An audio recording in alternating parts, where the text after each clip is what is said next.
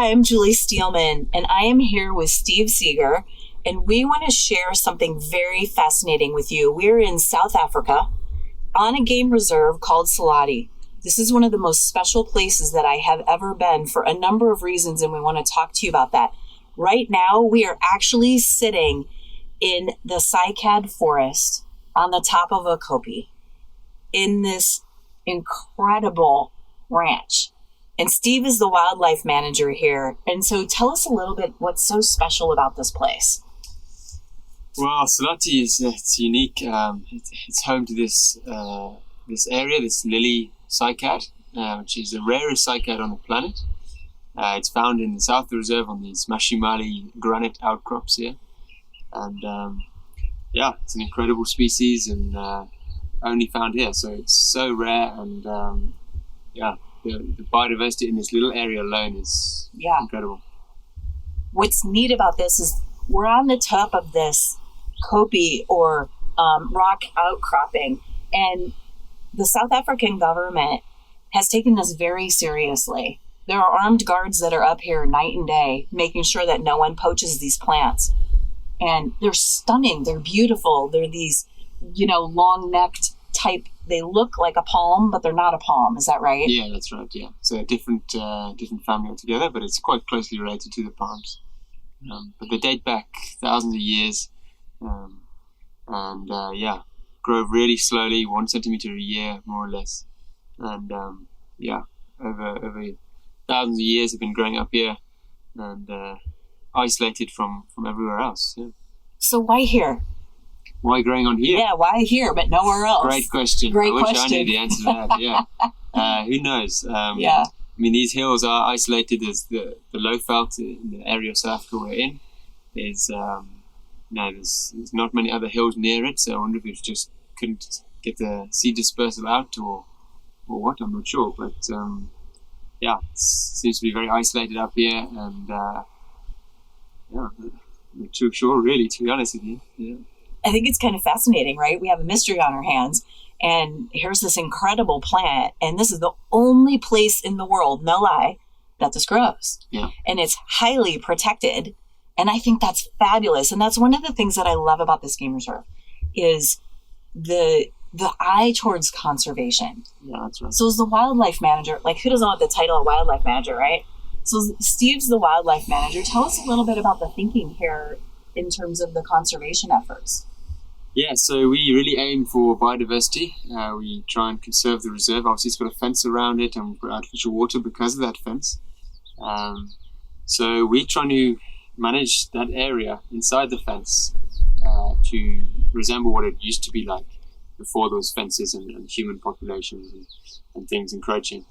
So we really aim for biodiversity. We try and look at managing the whole place in a way that promotes biodiversity rather than your sort of key photographic or safari species like the big five, which we do have. But we don't just look at them, we look at the system as a whole and try and keep that balance.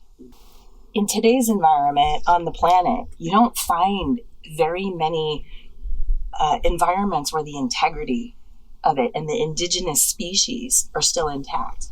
And I think what you guys are doing is so profound with not just the layer of the wildlife, but the flora and the fauna and the earth, and all of it coming together and thinking about things like, are we bringing in artificial water and what does that do? So there's a whole thinking mentality here that I think has really created what I think is not only a sacred spot here in South Africa, but really preserving what nature originally intended.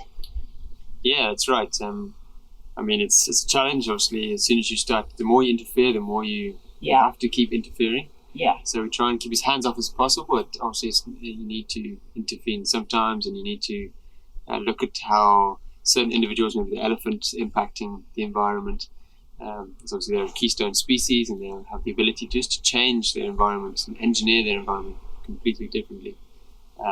Natural landscapers. Natural landscapers, exactly, yeah.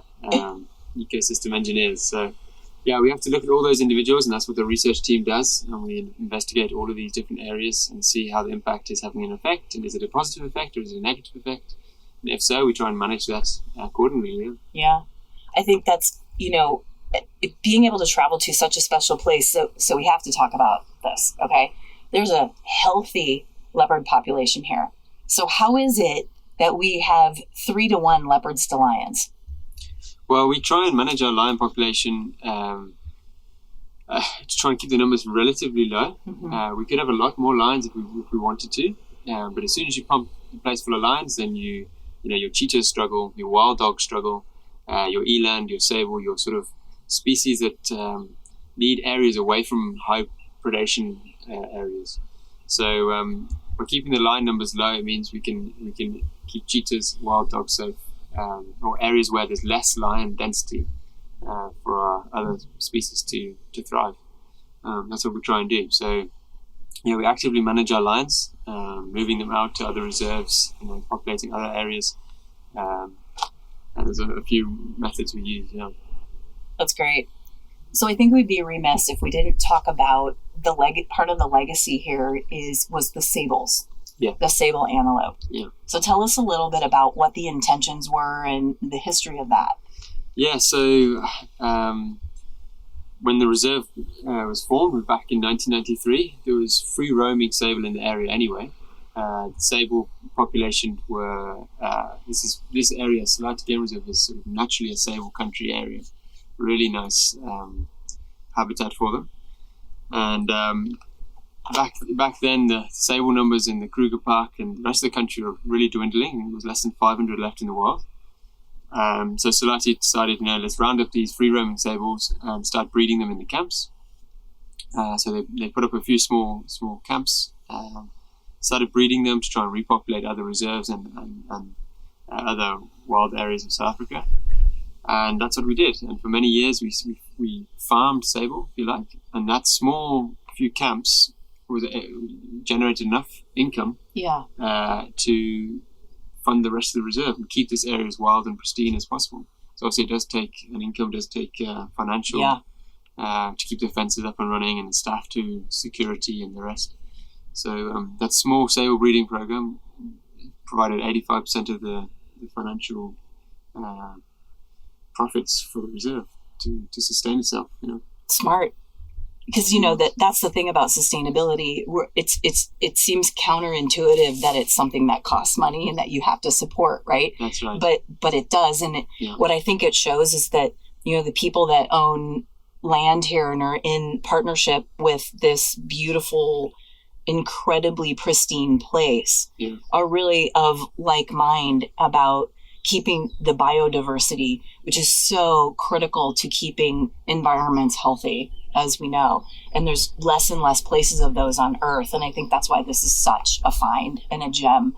And I'm grateful and appreciative to you and the whole team and everyone here that are working really hard to keep a place special.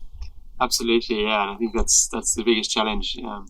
So many, so many different ways to spoil a place, and it can be so easy quickly. Yeah, I mean, tourism and bringing a high-end lodge in here would generate a lot of income, but also there's a lot more traffic on the roads. Yes. You got to provide water, you got to provide electricity, and there's power lines all of a sudden, and the reserve has done really well in trying to keep that low impact, low footprint,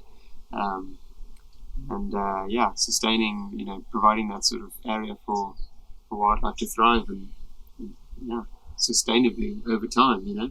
That's the challenge. Sustainably over time, keywords, right? That's it, yeah. Hashtag sustainably over time. So as we wrap up, any last thoughts that you want to share with anybody about anything I didn't cover or that you find really special about this place, like why your heart is here? There's so much. I mean, the more time I spend here, and I've been here 8 years now, the more time I spend here, the more special it becomes. It gets under your skin. It does, yeah. And it's quite hard to get it all down in a few minutes. But there's so much going on here, and there's so much interesting species that you won't find elsewhere. We're doing a job to look after. Well, thank you. We really appreciate your time and information. Thanks a lot. Yeah.